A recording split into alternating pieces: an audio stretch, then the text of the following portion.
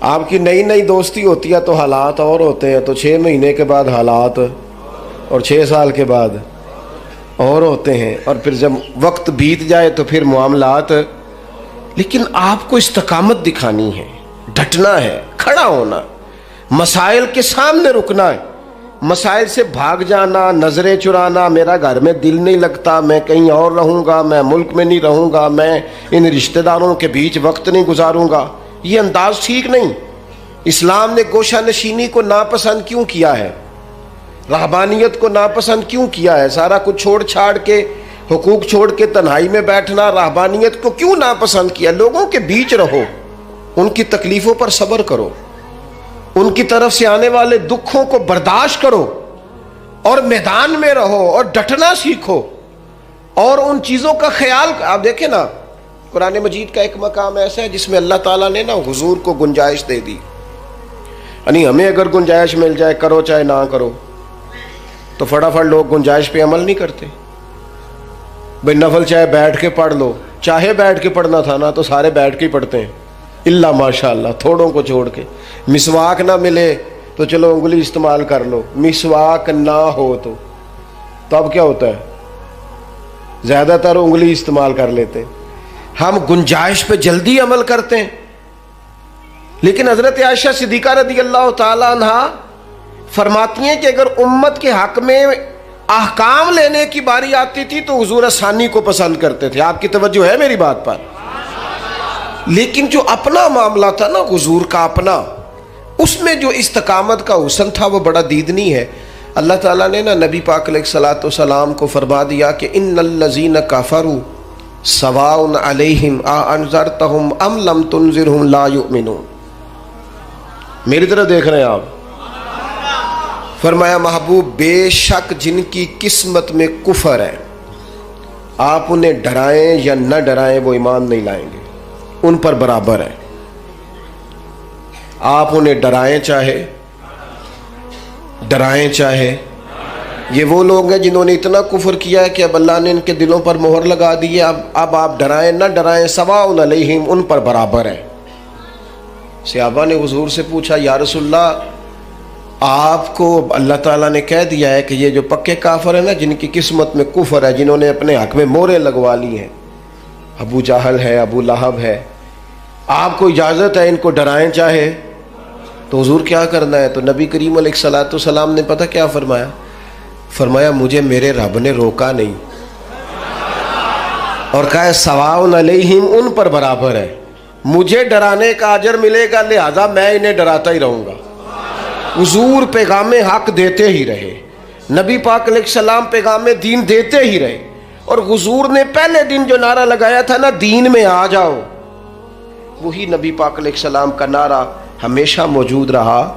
حضور نے صحابہ سے فرمایا کہ جب تم میدان میں چلے جاؤ، جنگ میں آمنا سامنا بھی ہو جائے، صف بندی بھی ہو جائے، تلواریں نیام سے باہر بھی نکل آئیں، پھر بھی پہلے لوگوں کو دعوت دین دینا. اگر کلمہ پڑھ لیں تو پھر ہمارا ان کے ساتھ کوئی جھگڑا، ادھر دیکھیں جی، پھر ہمارا ان سے کوئی جھگڑا. اپنی زندگی میں استقامت پیدا کریں، مضبوط رہیں. ہمارے بچے نوجوان ایک کام شروع کرتے ہیں، 6 ماہ کے بعد دوسرا شروع کر لیتے ہیں، پھر اگلے 6 ماہ کے بعد ان کا پروگرام کوئی اور بن جاتا ہے. پھر 2 سال گزرتے ہیں تو کہتے ہیں میں اتنے کام ہی نہیں کرنا، میں باہر جانا. او بھائی تو کہیں ٹھہر تو صحیح. اگر بندہ استقامت سے کرے نا، میرے ابا جی کہا کرتے تھے وہ وٹا بھی کلے پیار ہوئے تو پارا ہو جاتا ہے. اور شرط یہ ہے کہ کہیں ٹھہرے تو صحیح نا، اس کے ساتھ بھی مٹی آ کے تھوڑی تھوڑی لگ جاتی. زندگی میں استقامت ایک سبب. دوسری بات یہ، استقامت کس کو نصیب ہوتی ہے؟ جو بندہ بردبار ہو، حلیم الطبع ہو، جلد بازی نہ ہو طبیعت میں، کوئی ٹھہراؤ، کوئی سکون ہو. ہمارے ہاں نا لوگوں کو جلدی بڑی جلدی ہے. امیر ہونے کی بھی جلدی ہے، بڑے ہونے کی بھی جلدی ہے. اور بعض لوگ ایسے ہیں جن کو ابھی 6 مہینے نہیں ہوئے نماز شروع کی، انہیں ولی بننے کی بڑی جلدی ہے. وہ کہتے ہیں میں پورا سال ہو گیا پیر صاحب کے پاس آنا، ابھی تک کامل ولی کیوں نہیں بنا؟ او بھائی تو ٹھہر جا، تھوڑی سی نا طبیعت میں حلیمی ہو، بردباری ہو، مزاج میں ٹھہراؤ. جتنا آپ جن کاموں میں جلدی کا حکم ہے ان میں جلدی کرتے نہیں. حضور علیہ الصلوۃ والسلام نے فرمایا نماز کا وقت ہو جائے تو ادا کرنے میں جلدی کرو. کسی کا قرض دینا ہو، پیسے میسر آ جائیں تو ادا کرنے میں جلدی کرو. نبی پاک علیہ الصلوۃ والسلام نے فرمایا بچی اور بچے کا مناسب رشتہ مل جائے تو پھر شادی کرنے میں جلدی کرو. اور چوتھے نمبر پہ فرمایا اگر کسی کا انتقال ہو جائے تو اسے دفن کرنے میں یہاں جلدی کا حکم ہے. باقی حلیمی، بردباری، ٹھہراؤ، قرار، اگر آپ جلد بازی کریں گے نا تو آپ تلخ بھی ہو جائیں گے، بے قرار بھی ہو جائیں گے، بے سکون بھی ہو جائیں گے. اور جلد باز آدمی کا وقار بھی خراب ہوتا ہے، محسوس ہوتا ہے کہ یار یہ بندہ کدھر نکل گیا. جلد باز نہ بنے، حلیمی، ٹھہراؤ، سکون، اطمینان زندگی میں پیدا کریں. کچھ چیزیں ایسی ہیں جو صرف وقت کے ساتھ ٹھیک ہوتی ہیں، صرف ٹائم گزرنے سے ٹھیک ہوتی ہیں. کچھ لوگ ایسے ہوتے ہیں جن کا ذہن صرف وقت کے ساتھ آپ کے حق میں تبدیل ہوگا. آج آپ جتنی مرضی دلیلیں دیں گے وہ نہیں سمجھیں گے، آپ جتنا مرضی ان کو قائل کریں گے نہیں سمجھیں گے، لیکن ایک وقت آئے گا کہ آپ کو کہنا ہی نہیں پڑے گا، ان کی سمجھ میں بات. کچھ لوگ ایسے تھے جنہیں حضور نے شروع اعلان نبوت میں کہا تھا کلمہ پڑھ لو، لیکن ان کی آنکھیں فتح مکہ پہ جا کے کھلیں تو الحمدللہ ٹھیک ہو گیا. آ جائیں میرے عزیز، اپنی زندگی میں حلیمی، بردباری، ٹھہراؤ. وہ مرغی بھی جب تک جم کے نہ بیٹھے، انڈوں سے بچے نکلتے، اسے بھی کچھ دن ڈٹ کے بیٹھنا پڑتا ہے. اگر ٹھہراؤ ہی نہیں ہوگا، قرار ہی نہیں ہوگا. قبیلہ عبد القیس کا وفد آیا تھا حضور کی بارگاہ، کچھ لوگ دوڑ کے آ گئے زیارت کرنے کے لیے، لیکن جو ان کا سردار تھا نا،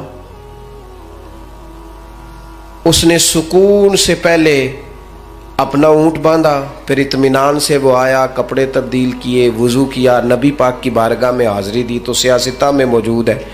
حضور فرمانے لگے تیری یہ دو عادتیں مجھے بڑی بھلی لگی ہیں، ایک تیرے مزاج میں جو اطمینان ہے، اور دوسری جو حلیمی اور بردباری ہے. یہ جو ٹھہراؤ ہے، طبیعت کا سکون ہے. یہ جو میں نا ایئرپورٹ پہ تھا، لائن لگی ہوئی تھی لوگوں کی، واپس آیا تھا میں، تو مجھے دیکھ کے نا وہ جو امیگریشن کے لوگ ہوتے ہیں ایئرپورٹ پہ، وہ مجھے کہنے لگے پیر صاحب تسی اگے آ جاؤ. اب ظاہر ہے چلیں دین کی برکت ہے، کچھ لوگ جانتے ہیں کہ آپ آگے آ جائیں. میں نے ان سے کہا آپ کا شکریہ، لیکن میں جہاں کھڑا ہوں ٹھیک ہوں، اور میں ہوں بھی بالکل ٹھیک، مجھے جلدی بھی کوئی نہیں، کوئی جلدی نہیں کسی قسم کی.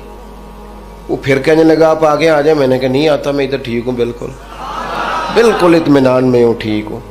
10-15 لوگ تھے، میری باری آ گئی، میں نے اس کا شکریہ ادا کیا، اور ساتھ میں نے اسے پتہ کیا کہا، جو لوگ اتر کے آئے تھے وہ سارے اکٹھے ہی تھے. میں آگے آ جاتا تو انہوں نے کہنا تھا دیکھو جی مولوی خود مساوات کا درس دیتے ہیں، لائن کراس کر کے چلے گئے. اور دوسری بات یہ ہے کہ میں اگر آپ سے مور جلدی بھی لگوا لیتا تو پتہ نہیں وہاں سامان والے چین پہ کتنی دیر کھڑا رہتا. تو فائدہ کیا ہے ان جلد بازیوں کا؟ اس میں مثلا کیا ہو جائے گا؟ اس بھاگ دوڑ کا کیا نتیجہ ہے؟ جب آپ بردبار ہوتے ہیں، ہمارے ہاں نا بڑا مسئلہ ہے، گھروں میں بھی باہر بھی سب کو. بچیاں ان کی شادی ہو کے آتے ہی وہ چاہتی ہیں کہ میرا فٹافٹ قبضہ ہو جائے گھر میں، ہر چیز جو ہے نا وہ بالکل میری مرضی کے مطابق ہو. اور گھر میں سے بھی کچھ لوگ ایسے ہوتے ہیں بڑے بزرگ جو چاہتے ہیں اس بچی پر ہمارا قبضہ ہو جائے، ہمارا حکم چلے. اس جنگ کے اندر کئی دفعہ رشتے تو ہار جاتے ہیں، لیکن کسی کا کوئی فائدہ. اگر وقت گزارا جائے تو ایک ٹائم آتا ہے جب اللہ تعالیٰ ہر شخص کو اس کا نصیب اس کے دروازے پر عطا کر دیتا ہے. حلیمی، ٹھہراؤ، حوصلہ. یعنی آپ کسی دشمن سے تابڑ تو گفتگو بھی کریں گے نا تو کئی دفعہ وہ تو جس طرح کا ہوگا آپ کا بھی وقار خراب ہو جائے گا.